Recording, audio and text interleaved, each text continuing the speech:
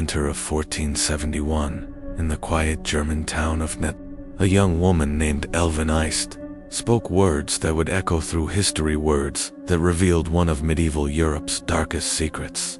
What began as whispered rumors in the shadows of a licensed brothel would soon explode into a criminal investigation that exposed the brutal reality faced by society's most vulnerable women. This is not a story of romance or medieval chivalry. It is a harrowing account of exploitation, violence, and survival in a world that offered women few choices. Eystett was not born to be a prostitute, nor did she choose this path willingly.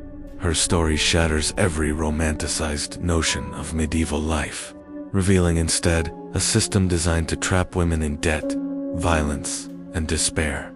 The records of her case, preserved in Nördlingen's civic archives, remain extraordinarily because they include the voices of the women themselves, women whose words had never been allowed to matter.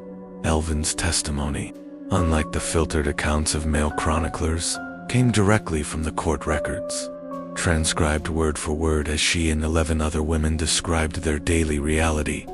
These documents reveal a world where women were bought and sold like livestock, where violence was ordinary, and where one mistake could destroy a life forever.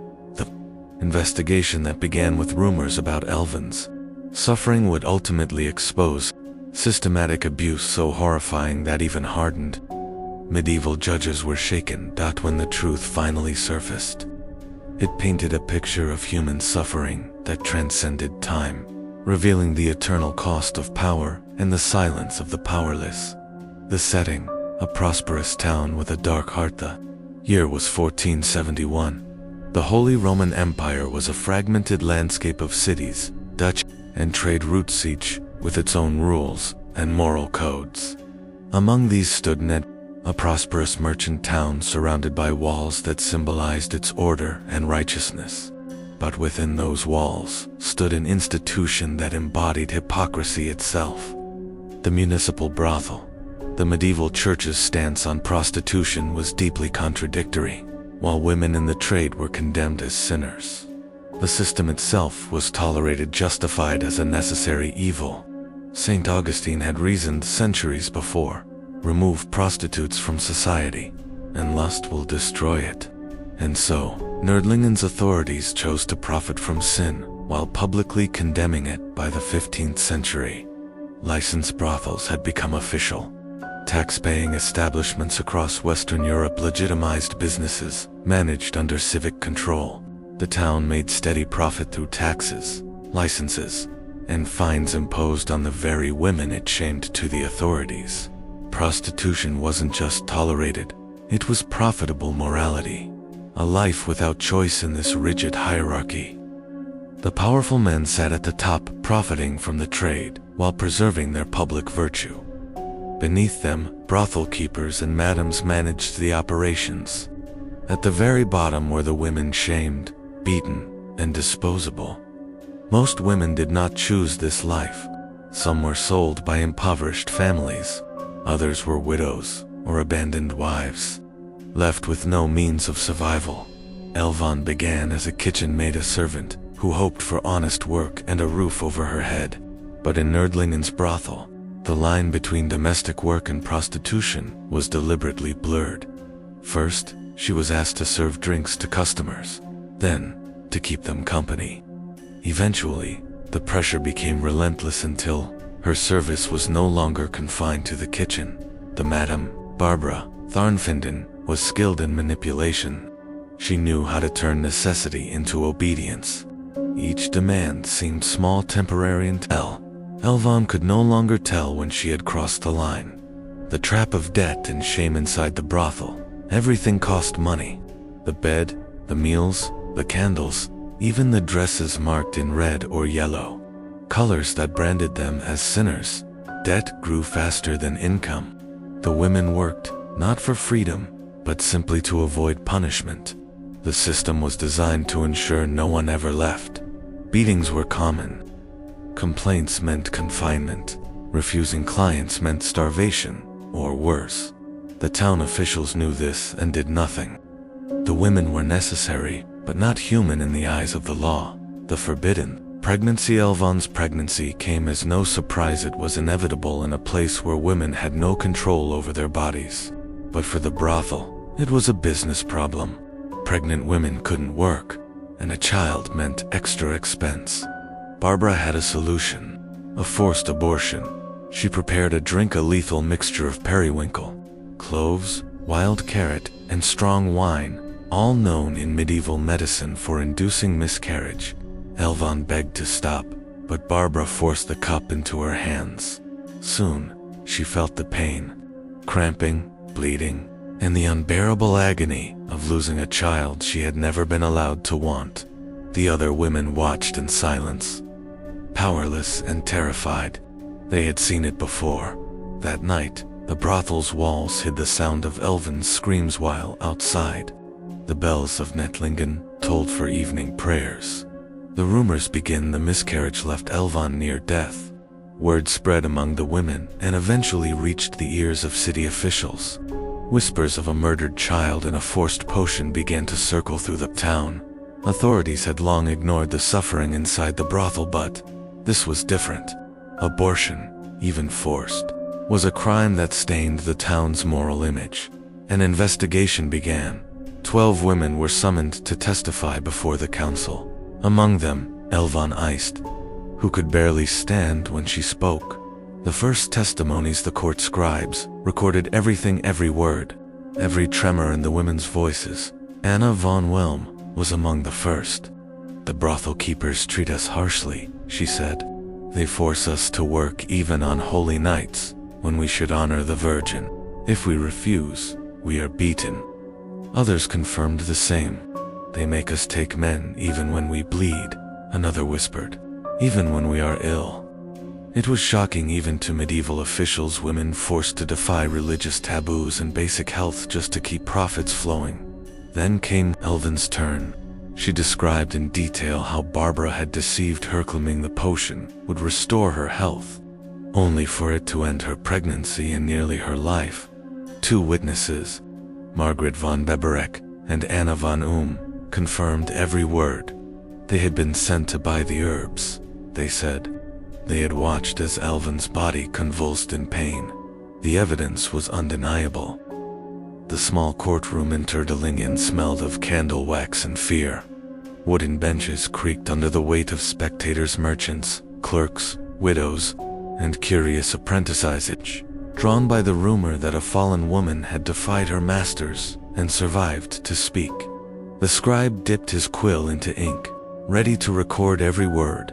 Before him stood Elvan Eystett, pale, trembling, her eyes sunken yet burning with something the councilman could not name: dignity. For a woman like her, to accuse her employers was unthinkable, and yet she spoke. The trial of truth. Barbara Thornfinden was summoned to defend herself. She entered the chamber with the arrogance of someone who believed herself untouchable. Her defense was simple. She denied everything. "She lies," Barbara spat. "She was sick from her own sin. I gave her herbs to heal her, not harm her." But the judges pressed on. "Then why?" asked one magistrate. "Do multiple witnesses confirm you forced the potion upon her?" Barbara hesitated. "They are jealous women," she replied. "They seek to ruin me." Elvan's weak voice broke through the silence. "She killed my child," she whispered. "And she would have killed me too if God had not spared me." The room fell silent. Even the scribes paused their quills. For the first time, the men of Nördlingen saw something they had ignored all their lives. Not sin, not filth, not temptation, but human suffering. The web of lies unravels as questioning deepened. Other women revealed even darker truths. Barbara had been running more than a brothel. She was trafficking women under the town's protection. One witness, a woman named Katarina, told the court, "She sells the girls who fall ill. She sends them to Augsburg, where they vanish. She keeps the money." Another, Margaret, said, "When a girl dies, they bury her in the courtyard, without blessing, without name." The magistrates, visibly disturbed, demanded that the brothel be inspected. What they found shocked even the hardened guards: rotting food, blood-stained straw, the stench of infection, and crude instruments of punishment: chains, a locked chest with ledgers showing fines and debts that kept women enslaved for years. The hypocrisy of had been exposed for all to see. The church intervenes. Word reached the local bishop, who could no longer remain silent. Though the church had long tolerated prostitution under the guise of containing sin, this scandal threatened its reputation. A priest was sent to investigate the moral decay. But when he arrived, his first question was not about the women's pain. He asked whether they had confessed. Elvin's reply was calm, almost resigned. "How can I confess," she said, "when I was never allowed to choose my sin?" The priest had no answer. The verdict weeks of testimony followed. The town council, once eager to hush the matter, realized silence would only deepen the scandal. Finally, the sentence was read aloud. Barbara Tharnfinden was found guilty of unlawful coercion, assault, and moral corruption. Her punishment: banishment from the city and confiscation of her property. For the women, there was no justice, only release. The brothel was ordered closed until Reformation. Elvan and the others were told they were free to go. But where could they go? In medieval Germany, a woman without family, dowry, or trade was less than nothing. Freedom was just another word for hunger. A life after the Walshelven left the brothel with little more than a torn shawl and a limp that never healed. She found work cleaning the houses of merchants who whispered behind her back, "Once a harlot," they said, "always a harlot." She endured it quietly, working from dawn until the bells of evening. But the nights were harder. In her dreams, she still saw the faces of the women who hadn't survived. Sometimes she lit a candle for them in the church, but the priest would blow it out, muttering, "You cannot pray for the damned." Still, she prayed. The return of the plague in 1473. 2 years after the trial, plague returned to the rich fled the city. The poor were left to die. Elvan, living in a rented cellar, tended to the sick when others refused. A chronicler later wrote of an unnamed fallen woman who helped bury plague victims when no priest dared approach. That woman, historians believe, was Elvin Eystett. She nursed the dying with herbs she had once been forced to use for death. Ironically, the same knowledge that had been her curse became her mercy. But her body was frail, worn by years of pain and malnutrition. When fever struck, she did not resist. They found her lying near the door, a rosary clasped in her hand, its beads made from carved wood, its cross broken, but still there. The unmarked grave the city buried her outside the walls.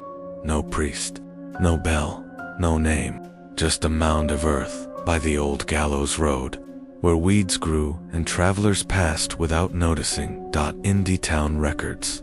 Her death was summarized in 6 words: a woman of the public house, deceased. That was all. No mention of her courage, her suffering, her testimony that had changed Nördlingen's laws. But history remembers differently. The aftermath, the silent Reformation after Elvin's case. Several neighboring towns reviewed their brothel systems. New ordinances were passed, limiting physical punishment, requiring medical oversight, and most importantly, allowing women to leave once their debts were paid. It was not freedom, but it was a beginning.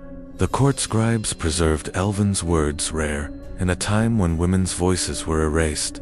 Her statement, written in medieval German, survives.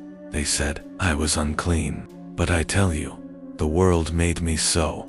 I did not seek sin, I sought bread." Those lines, translated centuries later, became a cornerstone for historians studying gender and justice in medieval Europe.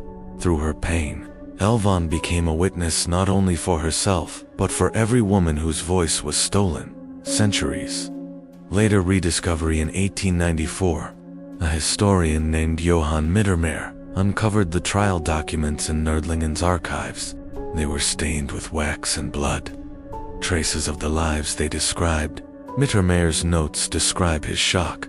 I have read of cruelty in war, of tortures sanctioned by kings, but never have I seen the quiet cruelty of daily life so perfectly preserved. He published excerpts under the title The Women of Net, Voices from the Court of 1471. For the first time in centuries, Elvan Eyst's name was printed in ink. Modern reflection, the price of sin today. Her story forces us to confront uncomfortable truths.